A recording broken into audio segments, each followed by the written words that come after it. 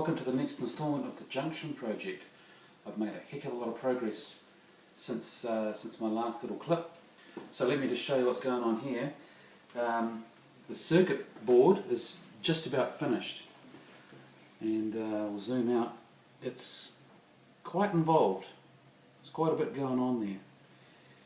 And so before, all you could see was this bit here. What I've now got is I've got all of the circuitry in place, and I've got the power supply and all of the hardware. I've also added this board on here.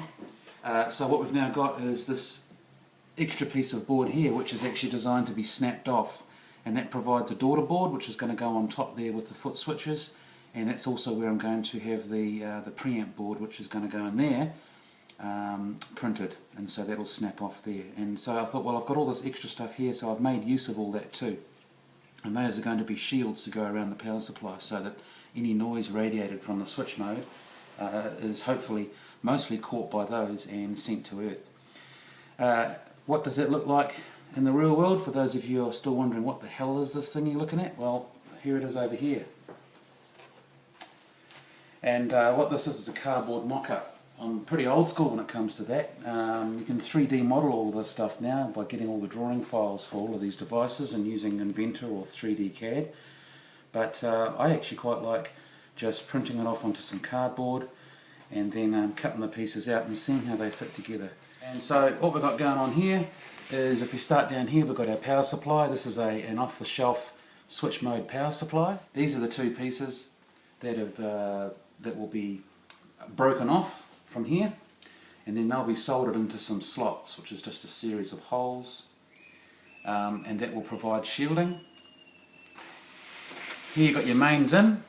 There'll be a little toggle switch on the actual steel box, which will wire in here, and then here's a series of 9-volt DC outputs, which will feed your standard pedals, negative center.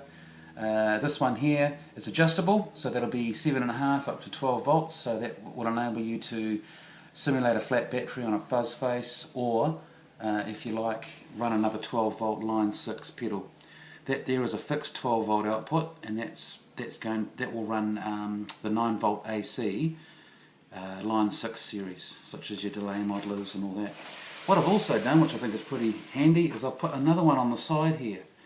So if this here is your all your cables that are leaving your pedal board and going off to the amp and receiving power, if you've got a pedal that's too large, like a big wah or a volume pedal, then you can power it from this side without having to run a cable over to the other side.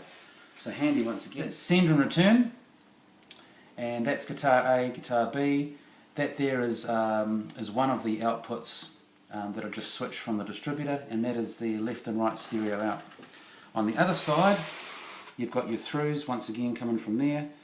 This is your second send and return, so you can actually have a send and return off the board after your guitar signal goes in, and then you can have a send and return on the board before you go to be split. And this here is your distributed 1, 2 and 3, right there, with 4 being over here. And that's your left and right return, left and right return. What I've also got to show you today is this is where the preamp board will go, and that actually is going to be a plug-in board. So if I decide to make a preamp board that's specifically for synthesizers or for acoustic guitars, and I tailor the circuitry to maximize the various nuances and impedances of those instruments, then that could be an option that could plug in there. Underneath though, you've got relays and all that sort of stuff. So I've put a few components in there just to see the heights and see how they fit. Mostly the largest components to make sure nothing's going to foul anything else. Here's the daughter board, and that simply plugs into a little a 10-way plug that's going to be on the board, or a ribbon cable. And so I've got the largest components that are going to be in there to make sure that this is going to be high enough off. And that's why I purposely put just one of these outputs there, so that I can get down there without having to be up too high. So there's the 2 foot switches. I'm thinking about having an option for a 3rd foot switch. I might just make into this circuit and another hidden relay under there that could turn one of these throughs into just a plain shorting a tip to a sleeve on a jack, so that could actually be used to maybe control a Leslie or vibrato on AC30s and things like that. Once again, so you can do it from here rather than having to have extra cables coming from your amps. All the microcontroller and stuff like that, the LED display and that will all go on here, along with dip switches for custom settings. And underneath you can see there's all your relays. These heat sinks are for the 12 volt supply for the relays and switching, 9 volts for all of here, and another 12 volt and adjustable for these two guys here. I'm now ready to get, just about ready to get a prototype board made from this here, and then I can start playing and make sure it's going to work before I finalise the daughter board. See you next time.